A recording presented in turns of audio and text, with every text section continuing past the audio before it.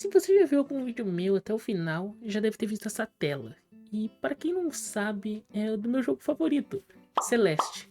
Eu amo com todas as minhas forças esse jogo. E mais do que isso, eu amo essa parte da indústria de jogos. E é sobre essa parte que a gente vai falar hoje. A gente vai falar de jogos indies.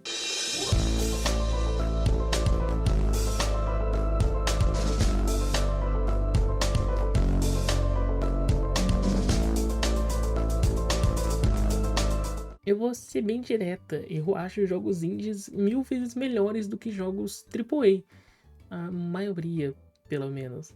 Caso você não conheça muito desses termos técnicos do mundo dos jogos e da indústria, um jogo indie é um jogo feito por uma pequena equipe de pessoas e até mesmo, às vezes, por uma pessoa só. Exemplos mais conhecidos de jogos indies são Undertale, Stardew Valley, Hollow Knight e Celeste. E jogos AAA são jogos feitos por grandes empresas, que você definitivamente deve conhecer, como é o caso de Assassin's Creed, COD, The Last of Us e, é claro, o mais conhecido deles, GTA. A maioria desses jogos AAA que eu citei são jogos bons. Eu amo The Last of Us e os primeiros Assassin's Creed, mas vamos e viemos, jogos AAA estão cada vez mais decadentes. E pior de tudo, eles estão lançando remake e remasters a rodo.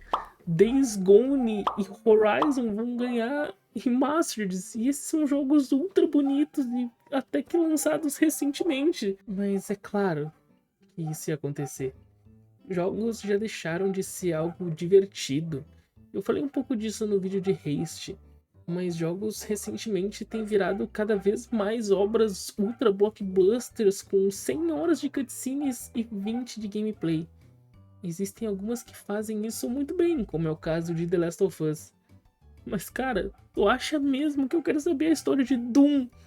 Doom! Eu quero matar demônios e ouvir rock pesado. Eu quero sentar-me e relaxar-te. Eu não quero saber a porra da história do príncipe do inferno e do demônio ter tudo. Cara, vai se fuder. Mas olha, tem uma coisa que jogos indies conseguem fazer muito bem: divertir o jogador.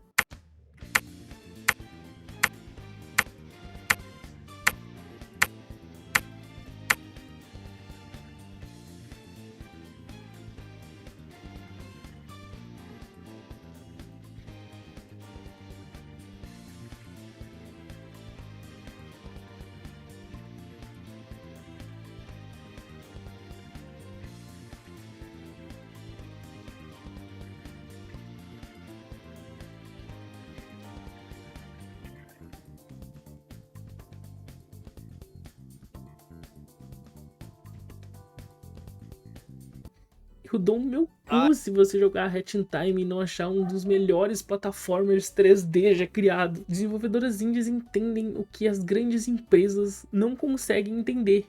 Elas não precisam criar filmes ultra trabalhados com um orçamento de 5 avatares para prender o jogador. Elas só precisam fazer com que o jogo seja divertido e legal de ser jogado. Porque se você gostar do jogo, você vai querer prestar atenção na história.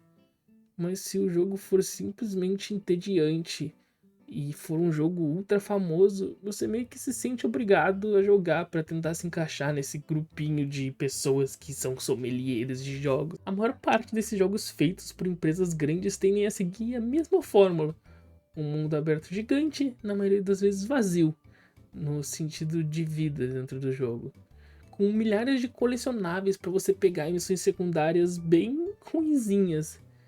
Porque desse jeito é fácil vender um jogo falando que ele tem mais de 150 horas, já que 50 delas são cutscenes, 50 da história principal, e o resto é ficar andando por um mundo morto, pegando cartinha, brinquedo, ou seja lá qual for o colecionável do jogo. Mas nessa parte, jogos indie brilham muito mais do que qualquer um, porque eles têm a coragem de fazer o que os grandes jogos não têm: tentar inovar.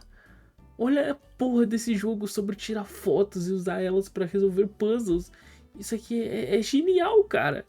Ou esse jogo que é um simulador de encontro enquanto estou tentando desvendar uma língua. Até mesmo o Hollow Knight, que ressuscitou o gênero de Metroidvania. Jogos indies são maravilhosos por terem coragem.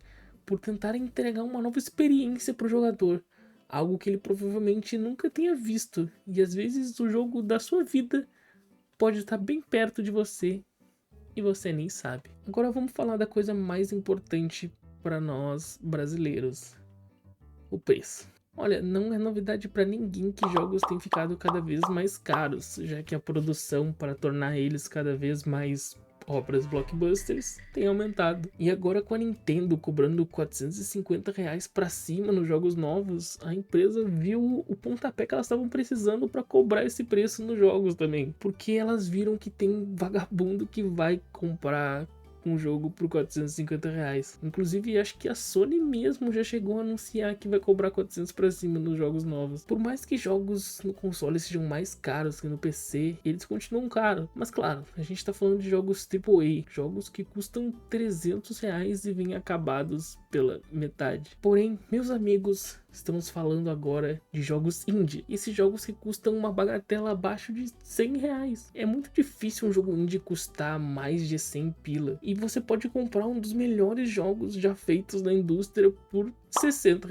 Outer Wilds é o ápice dos jogos, tanto dos indies quanto dos jogos grandes. Você tem noção de que você pode comprar 6 Enigmas do Medo com um Ghost of Yotei, um dos melhores jogos indies e ainda por cima brasileiro. É inacreditável que apenas com um jogo da Sony você pode comprar 6 pérolas dessas. Se você quiser economizar com jogos indies, eu recomendo demais a Steam ou a eShop da Nintendo. Por mais que eu critique a Nintendo, ela faz diversas promoções em jogos indies. Eu mesmo comprei Celeste, Hollow Knight e Stardew Valley por 25 pila e todos estavam juntos. Ou seja, eu paguei R$ 25 em 3 jogos e ótimos jogos. E a Steam vive tendo ótimas promoções, até mesmo para jogos grandes.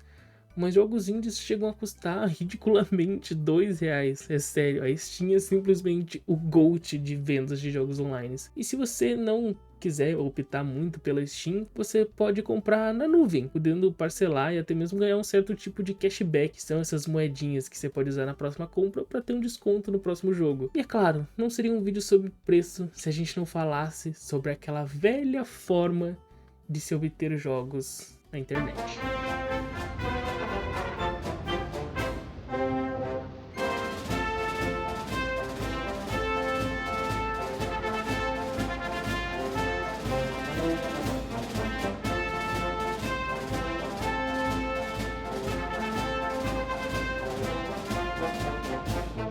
Não é novidade pra ninguém que a maioria dos brasileiros viveu na época da pirataria.